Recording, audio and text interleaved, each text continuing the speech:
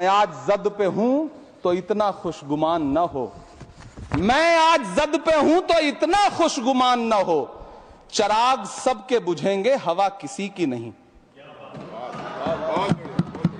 नीतीश कुमार जी हो, चंद्रबाबू नायडू जी हो, चिराग पासवान जी हो, जयंत चौधरी जी हो, देवे गौड़ा जी हो, जीतन राम मांझी जी हो, सबको समझना पड़ेगा कि जब जंगल में आग लगती है तो न वो बरगद बचते हैं जो हवा को आंधी में तब्दील करते हैं, न वो बांस बचते हैं जो आपसी रगड़ से चिंगारी पैदा करते हैं। सभापति महोदय, जब देश को मनमोहन सिंह साहब जैसा काबिल प्रधानमंत्री मिलता है तो देश को आरटीआई जैसा एक्ट मिलता है, सेज जैसा एक्ट मिलता है, मनरेगा जैसा एक्ट मिलता है, लिबरलाइजेशन मिलता है, राइट टू एजुकेशन मिलता है, नेशनल फूड सिक्योरिटी एक्ट मिलता है।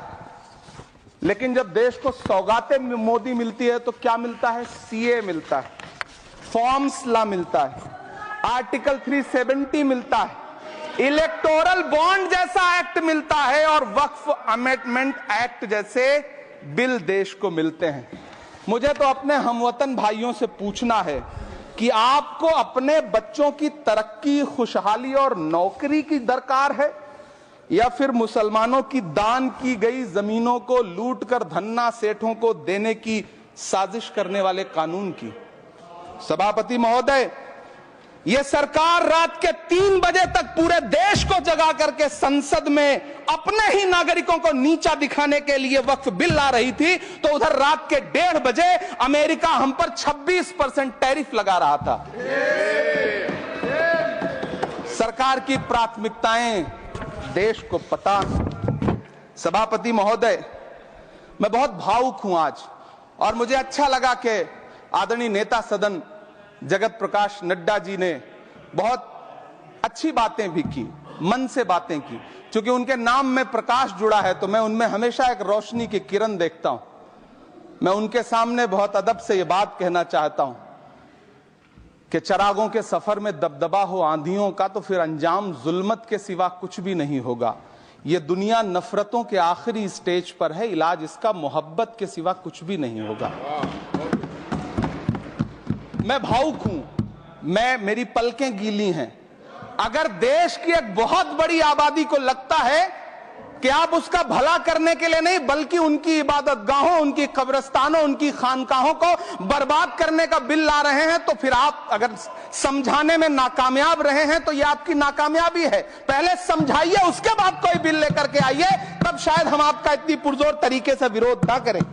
लेकिन सभापति महोदय, मैं अंत में सिर्फ इतना कहना चाहता हूं कि इस बिल में जो भी पॉइंट्स दिए गए हैं, बॉम्सी पोर्टल देख लीजिए, सरकार का झूठ आपको पकड़ में आ जाएगा। हम डरे नहीं हैं, हम सिर्फ सरकार से अपील कर रहे हैं कि हमें अपना समझिए।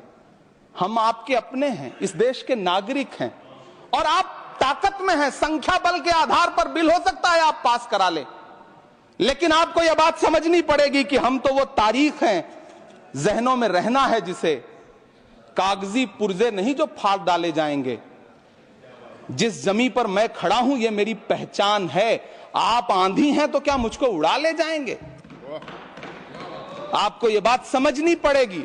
आपको अगर इतना विपक्ष की तरफ से पहले जेपीसी में इतने सारे पॉइंट्स आए और उसके बाद कल से लोकसभा में और राज्यसभा में सुझाव आप सुनने को तैयार नहीं है, लोगों की शंका को दूर करने के बारे में आप बिल्कुल सोच नहीं रहे, बस आप कह रहे हैं यह बिल उम्मीद की नई किरण है। नहीं साहब, इसे भले किरण जी लेके आए हैं, लेकिन ये उम्मीद की नहीं बल्कि नाउम्मीदी की किरण है। और इस देश की एक बहुत बड़ी आबादी इस बात से खदशे में है, शक में है कि आप सीधे उनकी जमीनों को लूट करके धन्ना सेठों को बेचना चाहते हैं। मेरी अब भी आपसे अपील है कि इस बिल को वापस लीजिए। यह बिल कहीं से आपके अपने नागरिकों के लिए अच्छा नहीं है। धन्यवाद सभापति महोदय। हम ही को कातिल कहेगी दुनिया, हमारा ही कत्लेआम होगा। हम ही कुएं खोदते फिरेंगे, हम ही पे पानी हराम होगा। सभापति महोदय, सन 1947 में दिल्ली की जामा मस्जिद की तारीखी सीढ़ियों पर खड़े होकर के भारत रत्न मौलाना अबुल कलाम आजाद साहब ने कहा था कि मुसलमानों कहां जा रहे हो, यह है तुम्हारा मुल्क, यहां तुम्हारे आबाओ अजदाद की कब्रें हैं। उस वक्त मौलाना आजाद की ये सदाएं सुन करके लोगों ने अपने सरों की गठरियां उतार करके रख दी थी। आज उसी दिल्ली में मौजूद देश की संसद में एक बिल आया है जो हमसे उसी जामा मस्जिद की सीढ़ियों के सबूत मांगेगा, जो उन्हीं सीढ़ियों के पास अपनी कब्र में सोए हुए मौलाना आजाद को फिर से कब्र से सदा देनी पड़ेगी कि ये जो कब्र है वो मेरी कब्र है, ये किसी सरकार की जागीर नहीं है। सभापति महोदय, मैं जहां खड़ा हूं इसी संसद भवन के सामने सड़क के उस पार अपनी कब्र में सोए हुए भारत के पूर्व राष्ट्रपति फखरुद्दीन अली अहमद की कब्र है। शायद अब उस कब्र से भी सदाएं आए कि ये कब्र मेरी कब्र है, ये सरकार की जागीर नहीं है। सभापति महोदय, मैं वक्फ कानूनों में किए जा रहे संविधान विरोधी बदलावों के खिलाफ बोलने के लिए खड़ा हुआ हूं। संविधान का आर्टिकल 14 हो, 29 हो, 30 हो, चीख चीख कर कहता है कि देश में सब बराबर के हकदार हैं।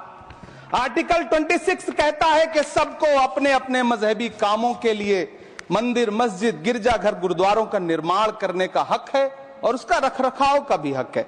लेकिन डॉक्टर बाबा साहब अंबेडकर के संविधान को हर दिन कुचलने वाली ये सरकार देश के मुसलमानों से नफरत में इतनी अंधी हो गई है कि खुलेआम देश की संसद में देश सरकार के माइनॉरिटी मिनिस्टर साहब और होम मिनिस्टर साहब झूठ बोलते हैं और देश को गुमराह करते हैं, झूठ शब्द असत्य बोलते हैं। सरकार ने इस बिल का नाम उम्मीद रखा है। मंत्री जी कल से इसे देश के मुसलमानों के लिए नई उम्मीद बता रहे हैं। नहीं मंत्री जी, न तो यह बिल मुसलमानों के लिए नई उम्मीद है और न ही उम्मीद की नई किरण। सभापति महोदय, भाजपा ने पूरे देश में वक्फ के नाम पर कई सारे झूठ फैलाए हैं। आइए आज उनकी सच्चाई पर बात करते हैं। वक्फ ट्रिब्यूनल को ऐसे बताया जाता है जैसे वक्फ ट्रिब्यूनल कोई मजहबी खाप पंचायत हो। सभापति महोदय, जबकि सच्चाई यह है कि वक्फ ट्रिब्यूनल भी तो सरकारी न्यायिक विभाग है जिसमें सरकार द्वारा नियुक्त जज होते हैं, जिसमें प्रशासनिक अधिकारी होते हैं, कहीं ऊपर से थोड़ी आ गए। सभापति महोदय, देश के गृह मंत्री जी ने इसी सदन में कहा कि वक्फ ट्रिब्यूनल के फैसले के खिलाफ कोई कोर्ट नहीं जा सकता, जबकि सच यह है कि वक्फ एक्ट 1995 की धारा 83(9) के तहत हाई कोर्ट वक्फ ट्रिब्यूनल के फैसले की न सिर्फ समीक्षा कर सकता है बल्कि उसे बदल भी सकता है। सच तो यह है कि वक्फ बोर्ड खुद अपनी जमीनों के लिए कई सारी कोर्ट में मुकदमे लड़ रहा है। सभापति महोदय, दिल्ली की जिन 123 संपत्तियों को लेकर कल माइनॉरिटी मिनिस्टर, होम मिनिस्टर साहब और अभी आदरणीय नेता सदन बात कर रहे थे, आइए उनकी सच्चाइयों पे भी बात करते हैं। 1911 में जब अंग्रेजी हुकूमत ने कोलकाता के बजाय दिल्ली को राजधानी बनाने का फैसला किया तो रायसीना हिल्स के चारों तरफ जो मुसलमानों की ढेर सारी जमीनें थी उनको एक्वायर किया गया और लुटियन को इसकी तामीर की जिम्मेदारी सौंपी गई। सेंट्रल विस्टा की तरह लुटियन जोन का मेगा प्लान तैयार हुआ, लेकिन उस वक्त के मुसलमानों ने उस वक्त की अंग्रेजी हुकूमत से अपनी इबादत गाहों को बचाने के लिए लड़ाई लड़ी।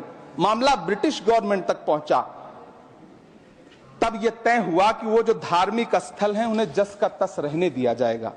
इंडिया गेट के बगल वाली मस्जिद हो, जाप्तागंज, सुनहरी बाग मस्जिद हो, पार्लियामेंट रोड वाली मस्जिद हो, ऐसी 123 संपत्तियों के मैनेजमेंट के लिए 1913 में मुसलमान वक्फ वैलिडेशन एक्ट बना और उसके बाद एक नया शहर बसाया गया जिसे लुटियंस जोन का नाम दिया गया। फिर 1943-45 के बीच एक और समझौता हुआ आजादी से पहले, उसके तहत काफी सारी वक्फ जायदादों को सुन्नी मजलिस औकाफ बनाकर उसके अंडर किया गया ताकि उसकी देखरेख की जा सके। गृह मंत्री जी 2 दिन से सदन में जो बात कह रहे हैं वो दरअसल 123 संपत्तियां उसी सुन्नी मजलिस औकाफ के तहत आती है। सभापति महोदय, आजाद भारत आजाद हुआ। आजादी के बाद भारत में 1954 में वक्फ एक्ट लागू हुआ। जिसकी धारा 9 के तहत 1964 में केंद्रीय वक्फ काउंसिल का गठन हुआ। दिल्ली की वही 123 प्रॉपर्टीज को 1970 में सर्वे गजट करके गजट नोटिफाई किया गया। इसके निपटारे के लिए पूर्व प्रधानमंत्री इंदिरा जी के द्वारा 1974 में एक बर्नी कमेटी बनाई गई। बर्नी कमेटी ने 1976 में इन 123 संपत्तियों को दिल्ली वक्फ बोर्ड की संपत्ति होने की रिपोर्ट सौंपी। उस रिपोर्ट के आधार पर 1984 में कांग्रेस सरकार ने उन 123 प्रॉपर्टीज को दिल्ली वक्फ बोर्ड को सौंपने का फैसला किया, जिसके खिलाफ विश्व हिंदू परिषद कोर्ट गई। मामला 2011 तक पेंडिंग रहा। फिर 2011 में कोर्ट ने सरकार को आदेशित किया कि इसका निपटारा करो। तब 2013 में तत्कालीन यूपीए सरकार ने दिल्ली की उन्हीं 123 जायदादों को बर्नी कमेटी की सिफारिशों के मुताबिक वक्फ बोर्ड के हवाले किया। यही वो प्रॉपर्टीज हैं जिनके नाम से गृह मंत्री जी कल से कांग्रेस को कोस रहे हैं। फिर आई 2014 में भाजपा की सरकार, जो तब से इन जमीनों को हड़पने की साजिश कर रही है। जिस बिल को मुसलमानों के हुकूक की हिफाजत करने वाला बिल बताया जा रहा है, उसी को पेश करने के लिए और उस पर बात करने के लिए लोकसभा में भाजपा सरकार के पास एक भी मुस्लिम सांसद नहीं है। जिस वक्त मैं लोकसभा कह रहा हूं, सुना करिए, जिस वक्फ बिल को मुस्लिम महिलाओं को हक दिलाने वाला बताया जा रहा है, उसे संसद में पेश करने वाली पार्टी के पास न तो राज्यसभा में, न लोकसभा में, न देश की किसी विधानसभा में एक भी मुस्लिम महिला सदस्य नहीं। कल किरण रिजिजू जी कह रहे थे कि रेलवे की जमीनें देश की जमीनें हैं, डिफेंस की जमीनें देश की जमीनें हैं। हां मंत्री जी हैं, बिल्कुल हैं।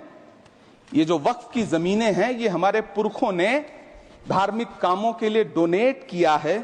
तो हम भी तो इसी देश के नागरिक हैं, हम भी तो इसी देश के बेटे हैं। तो वक्फ की जमीनें भी तो इसी देश की जमीनें हैं, उनको पराया क्यों बोलते हैं आप? सभापति महोदय अशफाकुल्लाह खान जब फैजाबाद की जेल में फांसी के फंदे पर झूल रहे थे, तो इसी देश की जमीन के लिए झूल रहे थे ना। सभापति महोदय, अंडमान की जेल में काला पानी की सजा काटकर अपनी जान देने वाले मौलाना फजले हक खैराबादी हो या शेर खान अफरीदी हो, वो भी तो इसी जमीन के लिए अपनी जान दे रहे थे ना। सभापति महोदय, पाकिस्तान के खिलाफ लड़ते हुए अपनी जान देने वाले महावीर चक्र विजेता ब्रिगेडियर उस्मान हो या पाकिस्तान के पैटर्न टैंक उड़ाने वाला परमवीर चक्र विजेता वीर अब्दुल हमीद हो, वो भी तो इसी जमीन के लिए अपनी जान दे रहा था ना।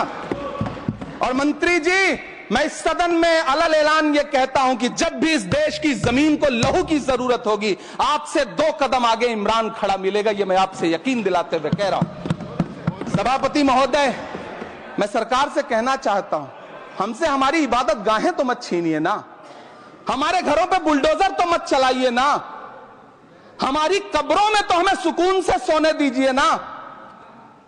सभापति महोदय, माइनॉरिटी मिनिस्ट्री का बजट कट करके, मुस्लिम बच्चों की स्कॉलरशिप बंद करके अब सरकार कह रही है कि हम वक्फ की आमदनी से गरीब मुसलमानों का भला करेंगे। गुजरात की बेटी बिल्किस के बलात्कारियों की रिहाई के बाद उन्हें माला पहनाने वाली लोगों के नेता ये कह रहे हैं कि यह बिल मुस्लिम महिलाओं को उनका हक दिलाएगा। धन्यवाद मोदी जी, क्या बढ़िया सौगातें मोदी दे रहे हैं आप। पहले हमें गुजराते मोदी दिया, आप सौगाते मोदी दे रहे हैं।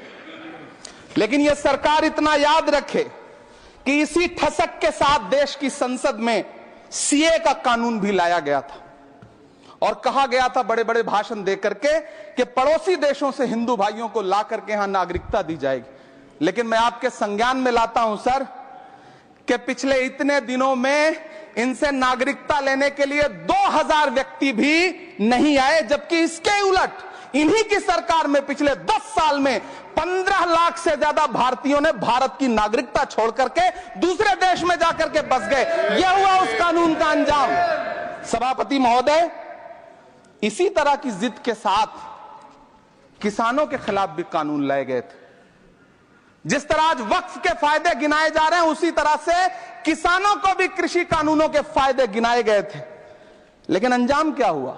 700 किसानों की शहादत लेने के बाद सरकार को अन्नदाता किसानों के सामने घुटने टेकने पड़े और कृषि कानून वापस लेने पड़े। जिल्ले इलाही, जमहूरियत जो है वो नफरत और ठसक से नहीं चलती है, अकड़ से नहीं चलती है, उसमें सबकी हिस्सेदारी जरूरी है। कल देश के माइनॉरिटी मिनिस्टर ने लोकसभा में खड़े होकर एक शेर सुनाया था कि मुझसे कोई बदगुमान न हो, तो मैं उन्हें एक शेर सुनाना चाहता हूं।